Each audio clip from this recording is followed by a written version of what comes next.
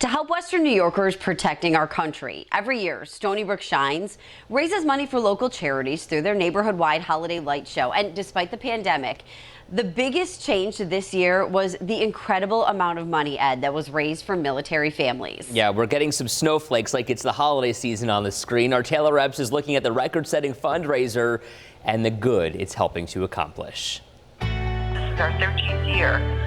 And while I know that it's been popular, it has not been like this. The Western New York community came together this holiday season stronger than they ever have before. Anywhere you looked, everywhere you turned, people were talking about Stony Brook Shines. And we had the most people in the neighborhood than we ever have had. Organizer Jennifer Choman says this year's light show in her Lancaster neighborhood drew the biggest crowd they've ever seen. I must have cried a half a dozen times this year. And it's all supporting veterans and their children. And, you know, they're kind of the forgotten people because they're left here when mom and dad are away. It was interesting to see that it was a lot more than just Christmas lights and Christmas cheer, that they actually wanted to make it more about veterans and our military. The money raised will go to Western New York Heroes during a time when they need it most. We were ecstatic because if it wasn't for Stony Brook community, if it wasn't for the Western New York community, we would not be able to do anything that we do here for our veterans. He says this money will completely change things for his nonprofit. And Stony Brook Shines always raises thousands for the charity they select. They're looking to put 5 digits on this check and hand it over to Western New York Heroes. The goal was to get that 5 digits and beat last year's total of $38,000.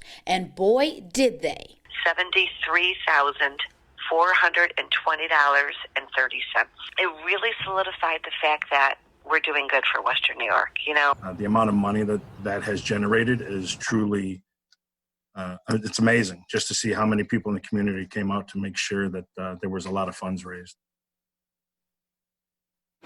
And Taylor joined us now live from outside Western New York Heroes, which is the organization that Stony Brook Shines raised all that money for. And Taylor, the question is, how will they use that money?